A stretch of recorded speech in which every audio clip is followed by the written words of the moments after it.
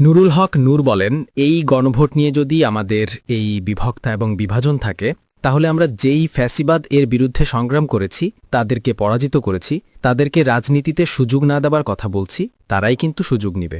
একটা অন্যরকমের পরিস্থিতি ক্রিয়েট করে। জার্মানের কিছু নাকি এক মিনিস্টার আসছিল, উনি অর্থনীতিক আঞ্চলিক শান্তির স্থিতিটাকে কোঅপারেশনের দায়িত্ব বোধহয় পালন করেন।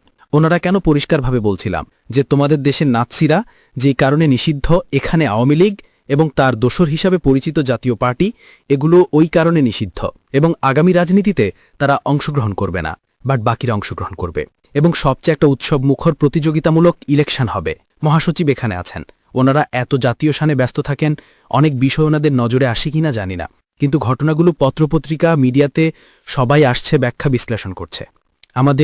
আমরা যারা লড়াই করেছি বিএনপির সাথে, আমাদের সাথে যদি বিএনপির আচরণটা এমন হয়, জুনায়েদ শাকির এলাকায় নাস্তিক ধর্মবিদ্বেষী ব্যানার ক্রিয়েট করে তার ছবিতে জুতা ঝাড়ু পিটা করে বিএনপির কর্মীরা, আন্দালিব রহমান পার্থের এলাকায় যদি জুতা ঝাড়ু মিছিল করে, আমার এলাকায় যদি আমাকে অবরোধ করে, রব্বের এলাকায় তার সমাবেশ পণ্ড করে, মান্নার এলাকায় বাধার সৃষ্টি করে, তাহলে কিন্তু এটা গোটা দেশের মানুষ না, আন্তর্জাতিক পরিসরেও বিএনপির প্রতি একটা চরম একটা বাজে এবং ভুল মেসেজ যাচ্ছে। এই বিষয়টা আপনাদের আমলে নিয়ে কিছু পদক্ষেপ নেওয়া দরকার।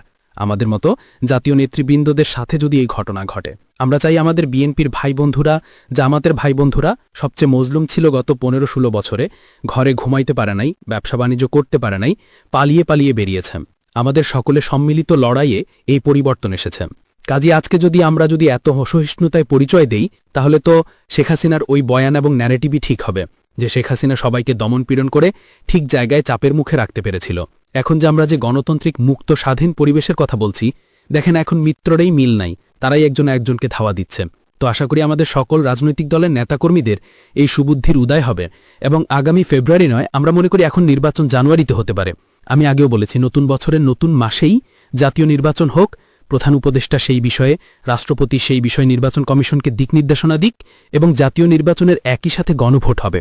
জাতীয় নির্বাচনের সাথে গণভোট ও জনগণের সমর্থন নিয়ে আগামী সংসদে পাশ হবে এবং জুলাই সনদ বাস্তবায়ন হবে।